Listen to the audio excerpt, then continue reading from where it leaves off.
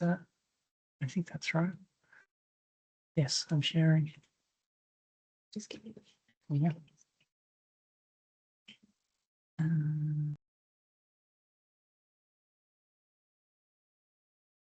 Hang on.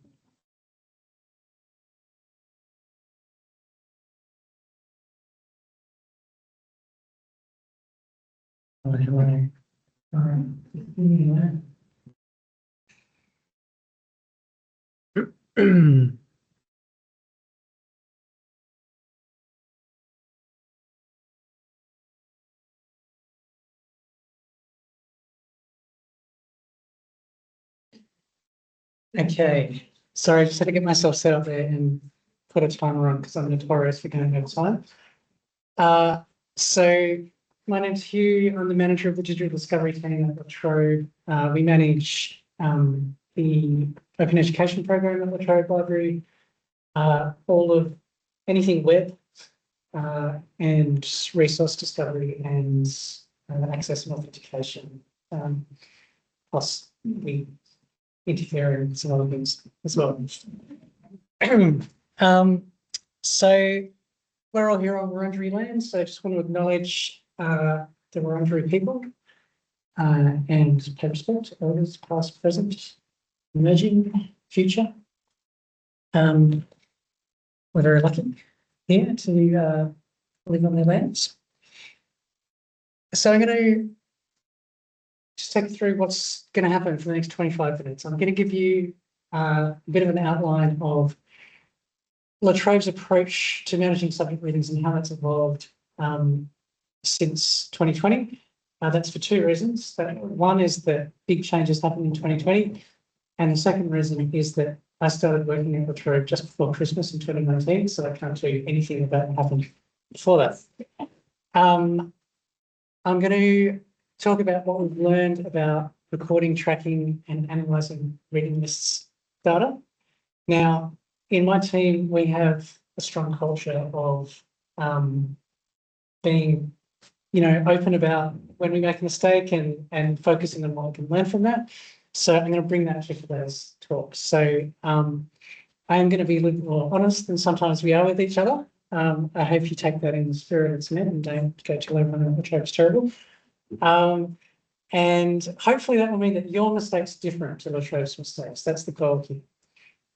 And then I'm pretty excited about where we hope we're heading next. So if I don't run out of time, I'll tell you about that as well. So, yes, now, very important. When I describe things that La Trobe did that were not very smart, when I say we did this, I'm talking about me and some of my leadership colleagues. And when I talk about things that went really well and were awesome, that's everybody else. Okay, I just want to clear that up. So this is the total snapshot of what I'm going to talk about. So 2020, and actually the 55% is a little bit rubbery because we'll find out in a minute. But we think roughly 55% of our reading lists were what we now call digital and free, which basically means no cost to students, they can access them online immediately, asterisk, caveat, simultaneous licenses, blah, blah, blah. And now, as of a couple of months ago, it's about 89% of lists and 98% of items in those lists. So we're very excited about that, very proud. And later on, I'm going to explain why we're still not satisfied. Oops, it's too confused here. I'm using the wrong one. All right, here we go. So, yes, sorry. So there's a content warning on this. I'm going to take you back to the early days of 2020. So just brace yourselves. You might remember this little thing called COVID-19. So we suddenly had a problem because only half of our reading lists weren't full of print items. And the problem we had was that we lived in Melbourne and we're in lockdown and it was, literally illegal to leave your suburb. So our students couldn't come into the library to borrow physical items. They couldn't go to the bookstore that existed in those days to purchase anything. So we went, oh no, what are we going to do? And like every other library in the world, we said, okay, well, we need to get as much online and digital as possible. So that was the goal. And of course, it was week 6, I think, if I remember correctly. Anyway, it was early in semester 1. It had already started, but we were halfway through, so it was not great time. So our key questions here were, which prescribed readings are available online somehow, however we can do that. And then we wanted to track our progress. So how many readings have we moved to electronic? And the key data at this stage was just like lots and lots of spreadsheets. Exporting data into Excel files out of Talis and trying to work out what on earth we were doing. Did I cover everything there? Yes. So that's what we're trying to do. We got a few things wrong. So what we got wrong was that we were, and well, maybe it's a stretch to say this is wrong given the context, but what might have been helpful is if we didn't focus exclusively on just like, is it online? Because we were completely ignoring questions about, well, is it particularly accessible? You know, how many people can look at the same time? How much does it cost? It was purely just panic mode. Oh my God, nobody can find their readings. We need to get them online. We didn't target our work really beyond, is it currently being taught in semester 1 right now, which I guess was a reasonable way of targeting things, but that was a very large number of readings. And it was just completely unsustainable, basically. It made sense at the time, but it was not a long-term strategy. There was no way we were going to be able to keep this up in any kind of ongoing program. So we learned a few lessons. We realised we needed to be a little bit more targeted if this was going to continue. We needed to consider broader issues of access, not just format. And those of you who were here yesterday, we had a whole discussion about that. You know, do you just focus on digital and online, or do you take into consideration other things? At the time, it was just online, and that made sense since we were on lockdown. But later on, we kind of broadened the horizons. Control your vocabulary. So what I mean by that is if you say, is this a prescribed reading? Maybe less so at La Trobe now, but if you ask that question in 2020 or 2021, you potentially could get maybe 5 different answers depending on what the person you're talking to thought you meant by prescribed reading. So we had prescribed reading, we had recommended reading, I think there was another term that was floating around, and you know, different library staff had different ideas about what that meant, and academics all had all kinds of ideas about what that meant. And the big lesson we learned was around time, or at least something that we recognised was pretty important, which was ideally you work out what your digital options are before the reading is actually assigned, because it's much harder to get somebody to change their prescribed readings than it is to get them to choose different ones in the first place. So then we moved into this new phase. So the first phase was called P to E, print to electronic. And then for reasons I can't remember, we decided that electronic was a bad word and we should call it P to D, print to digital. But it's essentially the same thing. So the goal was basically the same as before, except this was now an ongoing approach to things. It wasn't an emergency COVID response. It was like, hey, actually, maybe we should just do this. And we sort of changed a couple of things. So we said, okay, we're going to proactively recommend digital alternatives to print. And given we have this legacy at La Trobe, or not legacy, that sounds like it's not happening anymore. We have a strong tradition with the La Trobe e-Bureau, which is our open education publishing house, I guess you could call it. We really wanted to push OERs as well. So open and digital. And the reason we were doing this was, I mean, obviously we talked about this yesterday as well. Lots of textbooks are only available in print. So you can't just move to the ebook version of the print book. There isn't an ebook version of a particular book. And we were committed to digital as an open access, not open access, as an access principle at this stage. Right? So we said, okay, actually, we've been e-preferred in purchasing for a few years already, but we hadn't really been kind of e-preferred in a reading list sense, and we hadn't been proactive. So the questions we were asking, what proportion of our lists have moved to entirely digital, to prescribed reading? So we started focusing on lists than the readings per se. What proportion of reading lists in each school are entirely digital, and what proportion of all the subjects we offer have all prescribed readings in digital format? So I know some of those things sound like they're the same measure, but they're slightly different. And I will talk more in a minute about why we were focusing on school and subject level and whether that was a good activity. So the key data here was more spreadsheets from Talis, but we were looking at slightly different things. So we were looking at print versus non-print by subject in school. We were starting to do all these complicated things. We were bringing in course loop data, and I will tell you more in a second about what we're doing with that. Sorry, I've just completely lost my train of thought for a second. Bear with me. Yes, okay. I probably should talk about what we did before I tell you what we got wrong.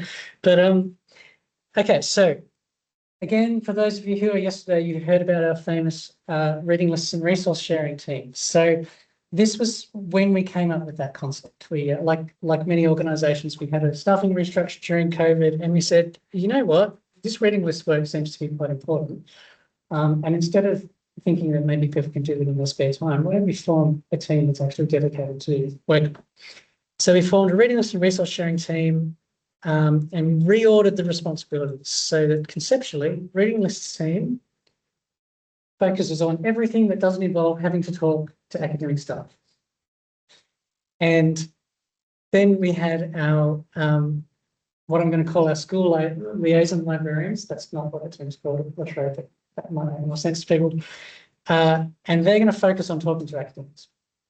So the reading list team did retrospective work to switch to digital where possible, because as I said earlier, we hadn't actually done that. We just said, well, from now on, we're preferred. But we went back and said, well, we've got a print book prescribed here, but is there an ebook edition? We'll just flip that over. We were much more proactive about digitising chapters where there was only a chapter prescribed and we didn't actually need to prescribe the entire book. And we had this genius idea to sort out these academics who know have readings but don't have a readings list in Talis. And we just made an empty Talis reading list shell for all of those subjects. I'm going to talk about what a genius idea that was in a second. So the school liaison librarians, they were allocated lists of prescribed readings that were only available in print within each subject area. And then we asked them to go talk to the subject coordinators about switching them out for digital or preferably OER. And then we said, you need to follow up with these naughty subject coordinators who aren't using Talis. And you need to tell them. I mean, you need to convince them to use it. Heidi's cringing over there. Told you I was going to be brutally honest, Heidi.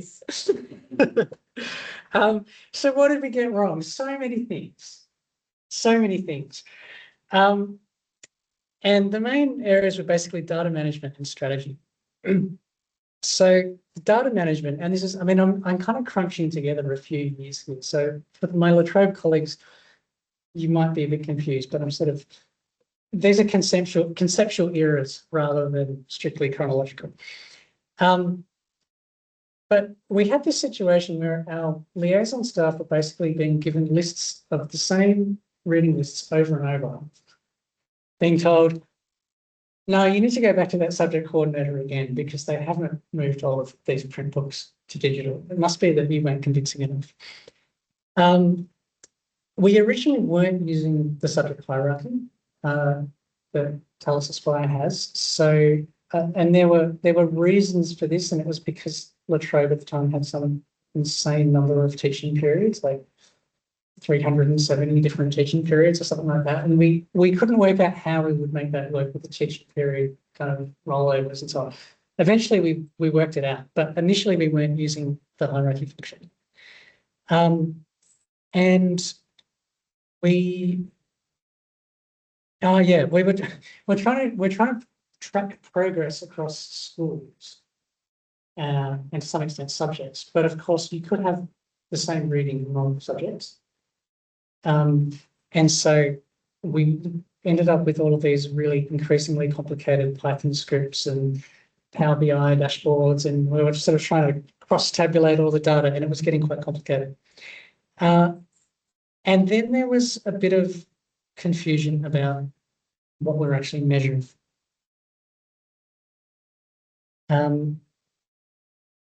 So we wanted to know what proportion of prescribed readings were digital. And really the only way to check that was to check Talis. But as I said, not every subject had a reading list in Talis. So that was a bit tricky. So that was the data problems. But then we also just had a fundamental strategy problem. So there were timing issues. We were bombarding academics with demands to change their readings in week 7 of semester, just a great time to talk to academics about changing their readings. And our school liaison librarians were going crazy because they felt this huge pressure to somehow get their subject coordinators to change their readings when there wasn't really actually a realistic alternative to the books that had been assigned. You know, it's like this is the book that the Law Society tells us that we have to use to teach this subject, and it's only available in print. You know, what do you want me to do? And we just ended up with all of these empty Talis shells because some subjects actually just legitimately didn't have readings because of the sort of subject they are. So that ended up just kind of being a waste of time. And then we had a small communication problem where some of our very senior colleagues didn't really quite get what we were doing and thought that we were just mass digitizing textbooks, which obviously would have been quite illegal. But also it was like obviously not what we were doing. So that was a bit of a communication fail. So that was Peter D. And then we finally learned some lessons.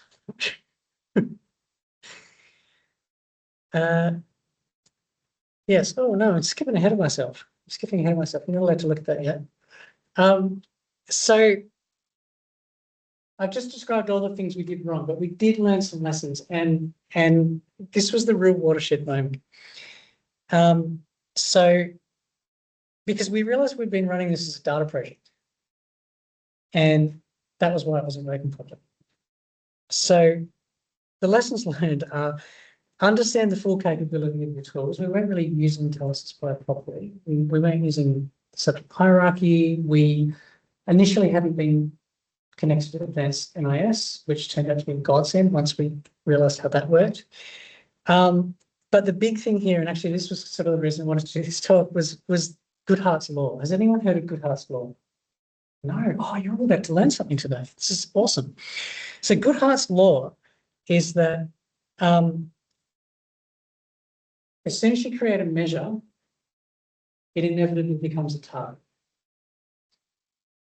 So we had all of these numbers that we created so that we could understand how we were going. And because people at my level didn't communicate very clearly, like including me, our colleagues understood this as a personal target for them. So we had this question of like, well, how many lists have moved? You know, what's the proportion? Are we actually having any success here? Is this a good strategy? But because we didn't communicate that very well, our poor liaison librarians felt they had a personal target that I've got to shift, you know, this many lists, otherwise I'm going to get in trouble, which obviously was very stressful for them. So you have to be really careful about accidentally doing things like that. And part of that is to be really clear about why you're doing it in the first place, right? So be clear about your purpose, as well as what you're actually doing. And the big thing was understanding the context of our partners. So our, you know, we just talked, Isabel just talked about this, right? You've got to understand the priorities of your academic partners. What's their incentives? What's important to them? They're busy people. You can't just like keep telling them to do things because you want them to do it. So communicate. That was the big lesson. All right. Now we can go to the partnership of. I'm going for time. I'm running out, which I knew I would. Okay.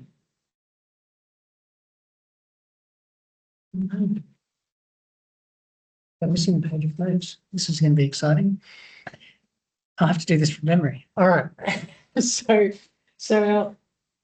our new strategy was, how about instead of treating academic staff like antagonists who we have to bully into using Talis reading lists, we actually go talk to them as partners and find out how things work in their world and listen to Heather and Heidi and the things they've been telling us for the last 3 years and go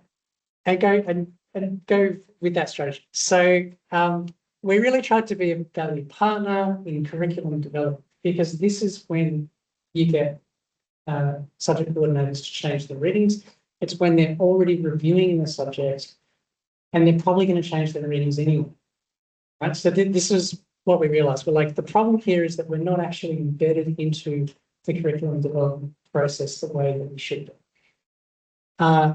So that meant that our liaison librarians then could really focus on, okay, well, this subject's coming up for review next month, so that's what I'm going to focus on. I'm not going to worry about this other subject that's not up for review. It's just gone for a review because I'm not going to get any. That's just a waste of time.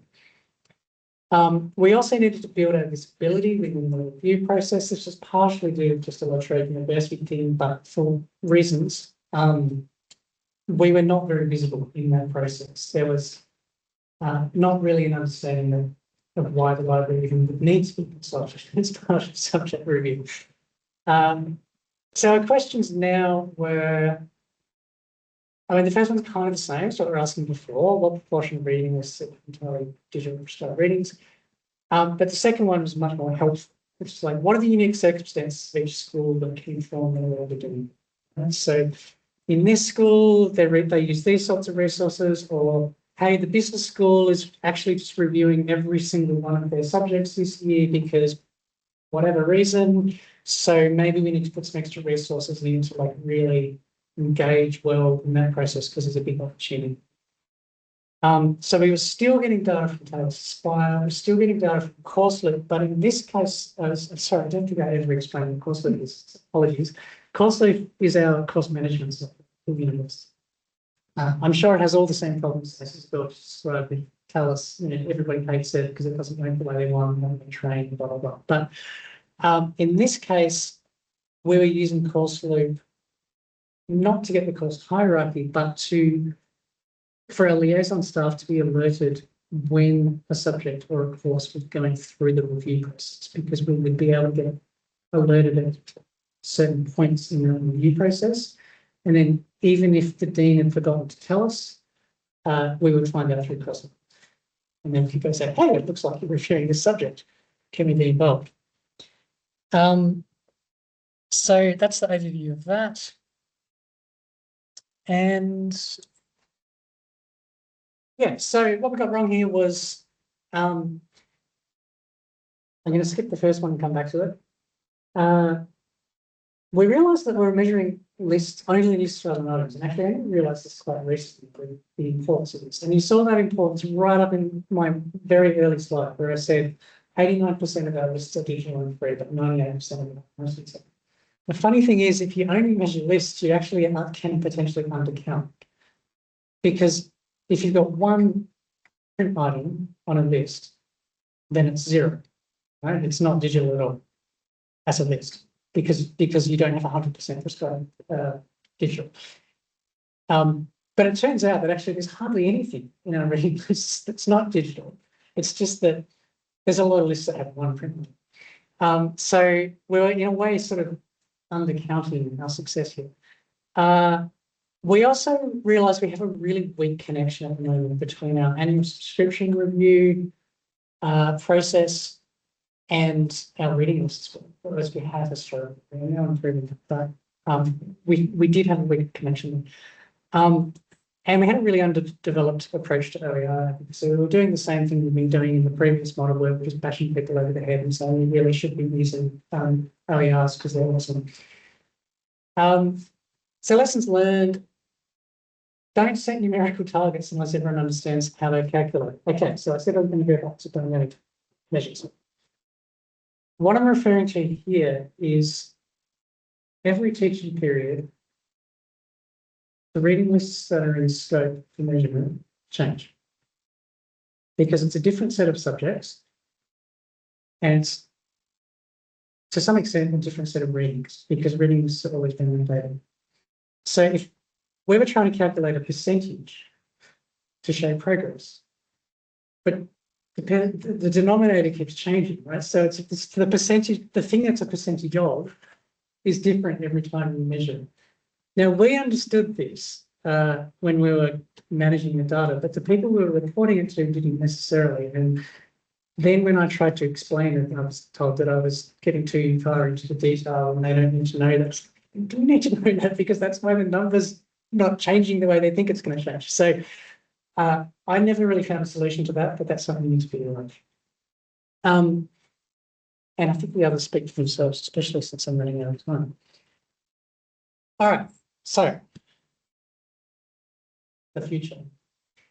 Our goal now is that subject readings are readily accessible to all students at any time, simultaneously, at no cost to the student, and at minimal cost to the university. So you can see this goal is a little bit more complex.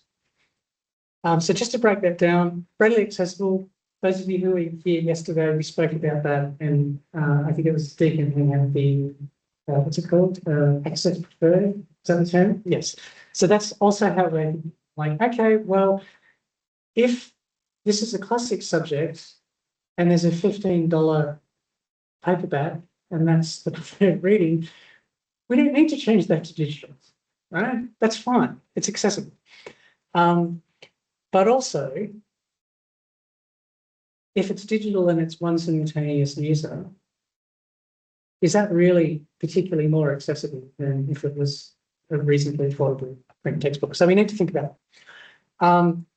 Anytime simultaneously, you think you want to know what that means. No cost to the student, that was always there, but minimal cost to the university is the new, right? Because our university librarians like, this is all very well, but this sounds like we're going to end up pulling the bag here. If all we care about is just getting more subscriptions so that we can provide things in digital. So that's what I mean by don't repeat the strategic mistakes of open access advocacy. This might be slightly controversial, but what I mean there is if you look at what's happened over the last 20 or 30 years of open access advocacy, we've moved from this idea that research should be published open access because universities have already paid for it, so it, you know, it just should be free. We shouldn't have to pay subscription fees. And now what open access means is that instead of paying to read, you pay to publish. So we don't want to do the same thing here where we say, well, instead of students paying this exorbitant fee for textbooks, the university is paying the exorbitant fee for textbooks. Maybe we can all pay less. We need to consider access and student engagement, right? So that's the other piece. We were never really, student engagement wasn't really factored in. We were just like, oh, well, of course they're engaging with their learners because we made them digital. And we want to target our work at more strategic goals rather than these tactical measurables, which kind of is what I was referring to before in terms of like, well, we've got these targets, but what do these targets really mean? Just give somebody a target with no context, then everyone focuses on the target instead of kind of remembering why are we even measuring them in the first place, right? And that goes back to the goal. So we're strengthening our partnership model with schools. That's going really well, I believe.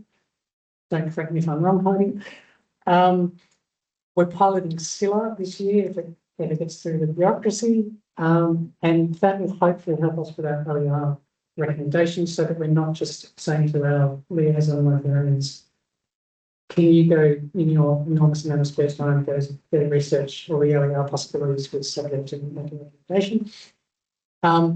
We've got some projects going with collection data management so that we have a much better understanding of our subscriptions and costs and cost per use, all the stuff that Deacon just told us about earlier. Basically, we can try and do some of that. And we've got a much clearer strategic direction now about linking the liaison work around prescribed readings and reading lists with our collection development work and our open educational ambition. So there's sort of 3 programs of work which have been separate, but when you think about it, they're kind of all about the same thing. So we want to really link those together and make sure we're not working at cross purposes. So here's our questions. What proportion of prescribed readings are reliably available for students? Kind of sounds like what we were asking before, but in a slightly more sophisticated way. How much does it cost the university to provide access to prescribed readings? I mean, that sounds like an obvious question, but we sort of haven't really asked it in that way. Which resources have low use and high costs? Is there on my hit list? And can we achieve significant improvements to access cost or usability, any of those things, by targeting a small number of resources for replacement materials?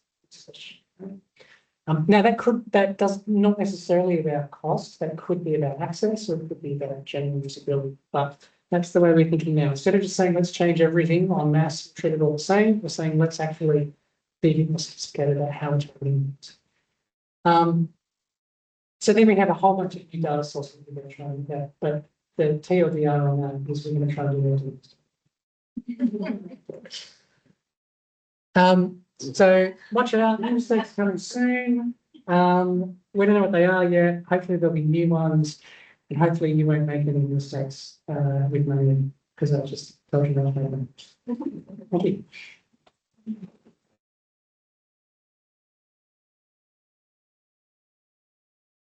I think I went over time, so I'm not sure if we have time for questions, but I'm around all day if you have any questions. Sure, we've got time for 1 or 2 questions or some feedback. Thank you, Hugh. There's a comment. Scylla has been bought by Battle Source. Yes. So Battle Source has very interesting ideas about the future of Scylla that don't align with the open access education. Quite nervous about that. Although I have 2 questions about why they built it in the first place. Oh, they have big brand ideas of getting all the data for. I mean, that's that's kind of the obvious answer. About it. We'll talk later.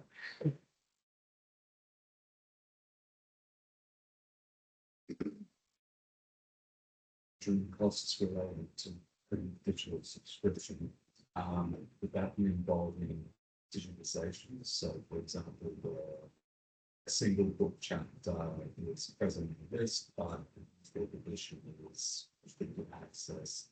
Would it then be considered to cheaper and simply purchase a few copies of that digitized chapter? Sure. We've been having a know this is the future, this future stuff. This is kind of hard to press. To be honest, we're still working on some of this, so I've just been talking with some people last week about, well, this is a great idea to be cost savings here, but now how we certainly calculate this. and in some cases it's just not, because we're comparing purchase prints, purchase perpetual license, ebook, subscription, various things. Maybe we can digitize the chapter. Well, does that cost us anything or not? How do we define those things? So we sort of now put them into three categories. So there's free, there's I don't know what we call it, but it's like kind of think about it as like some cost. So like we have to pay some money for this at some point, so it's not free, but we don't have to pay money for it to continue to be available. And then there's ongoing costs, which would be subscriptions or things like we've got a 3-year license use, so we're going to do. So it's sort of not a straight answer to your question about how you calculate costs, but yeah, we're already sort of preemptively saying, hey, can we legally just digitize this chapter? On this such license, for example, and our readiness messaging team just doing that. Which is by the way part of the reason why it's readiness and researching combined, because that's something that we realize process. It's quite helpful for everybody to understand what the process is doing, because in a lot of cases we wouldn't purchase it. We might just continue else and then do the digitization as well. Or maybe just, I guess we don't even worry about it, we just say we digitize this. Can you send us a digitization and we'll I think about that whole process and that because they're lucky that they've got like food to use for research and collections and consider the costs of this and that. So be able to see with that.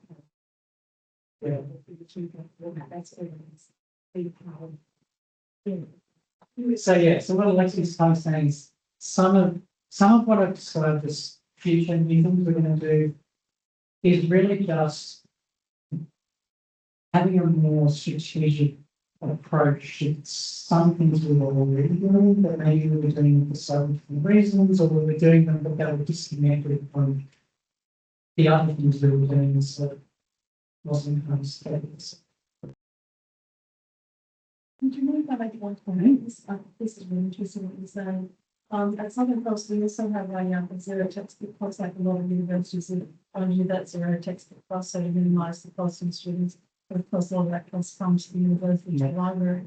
So lately, I've been thinking more about because I lead the team of faculty and college librarians, and we had with a sort of a repeat issue with some education texts. They're ones that we have limited 3 years licenses through our legal provider. So we're getting lots of turnaways every year. It's the same text, and we've done advocacy work. Our team, amazing librarians, I was one of them, amazing librarians who do the advocacy work, but they're just using an alternative. And so I seem to want to focus on the user experience.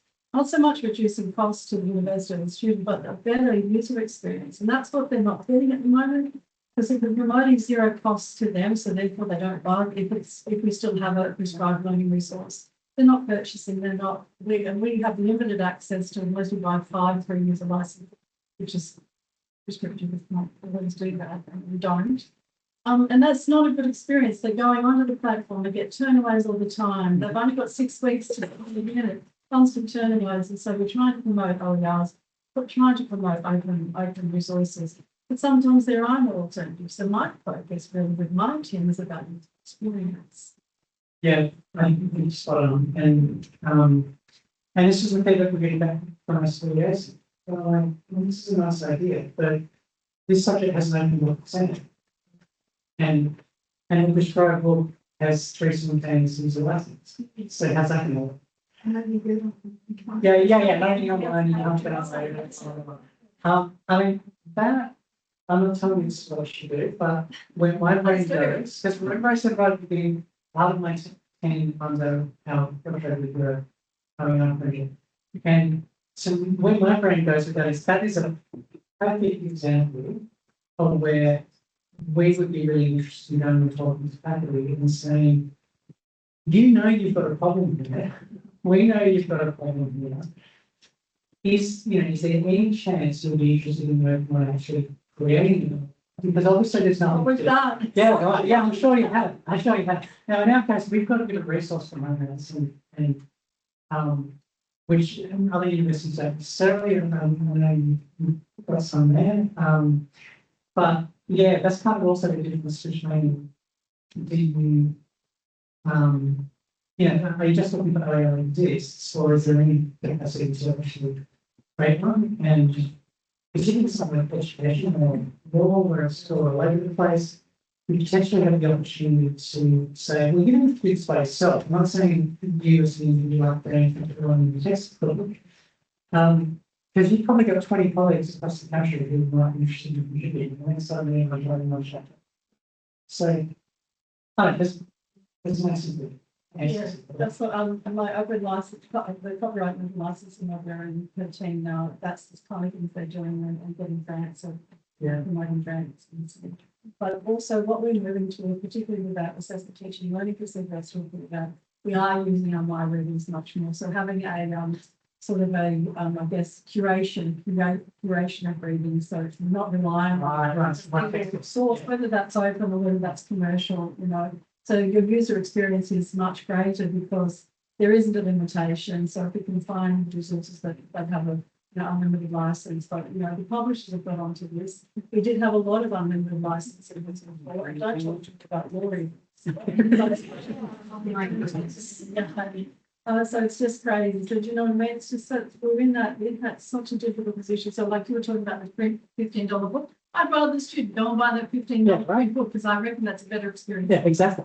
But with the closure of all print, textbook facilities, everything is online, so they have to do everything online, buy it online, and often they'll get it online as an ebook themselves as an individual purchaser. It's a very interesting space. So I've seen the iterations. I've been in inquiry role for a long time. I've seen lots of iterations.